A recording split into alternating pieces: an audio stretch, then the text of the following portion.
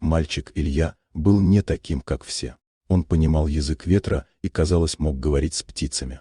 Его тянуло к старым забытым местам и больше всего к заброшенному сараю, одиноко стоящему посреди цветочного поля.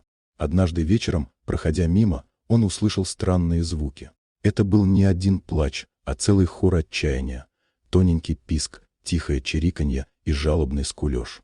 Звуки были такими слабыми, что их можно было принять за скрип старых досок. Но Илья знал, кто-то звал на помощь.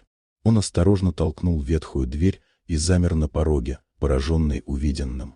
Сарай, в котором не было ни одного окна, был залит мягким, золотистым светом. В центре, на подстилке из бархатного мха, он увидел невероятную картину. В одном гнезде, согревая друг друга, лежали 3 крошечных комочка: пушистый бельчонок, маленький совенок и новорожденный щенок. Враги в дикой природе, здесь они были семьей, объединенной общей бедой, все они были сиротами. Но откуда шел этот волшебный свет? Илья поднял голову, и его дыхание перехватило.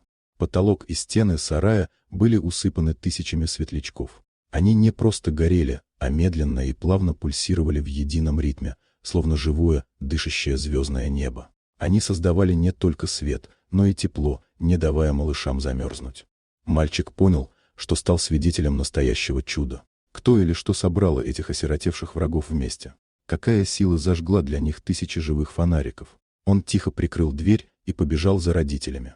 Когда взрослые и приглашенный ими биолог увидели эту картину, они потеряли дар речи. Ученый лишь развел руками и сказал, что наука здесь бессильна. Это было чудо природы, необъяснимый акт сострадания, когда сама жизнь решила спасти своих самых маленьких и беззащитных детей. Эта история стала местной легендой, напоминающей о том, что в мире все еще есть место для волшебства, которое не поддается никаким объяснениям.